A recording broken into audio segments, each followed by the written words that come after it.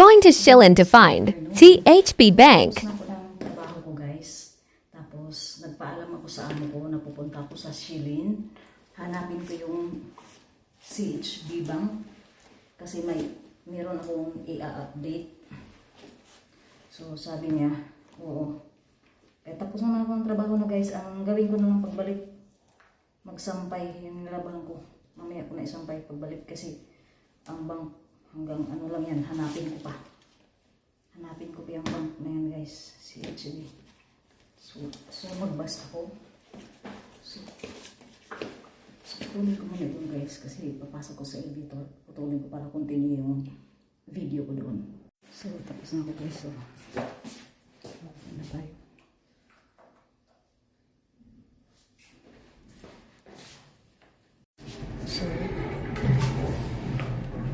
So pagdating doon sa area ng mag-antay ako ng bus, patayin ko pala ito, guys, kasi tingnan ko pa yung conversation ng friend ko dito sa area din na po. Nakalimutan ko kasi yung bus number. Pero last time, yun yung sinakyan ko. Nakalimutan ko lang, guys. Make sure ko lang na hindi ako magkamali sa bus number.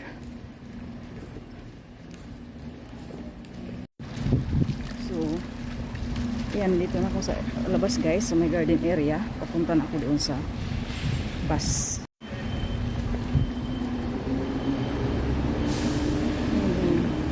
Ganyan ako nag-work.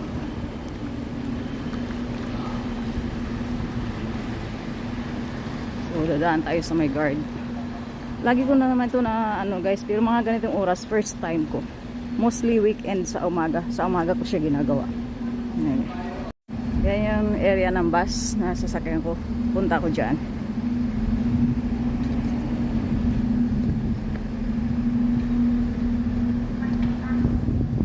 So hawakan ko na lang itong cellphone ko, guys, kasi pag tumawid ako baka may pag tumakbo ako green.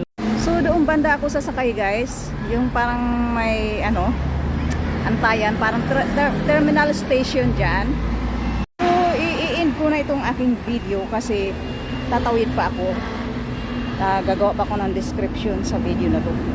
Thank you so much for watching and please follow me. Bye for now.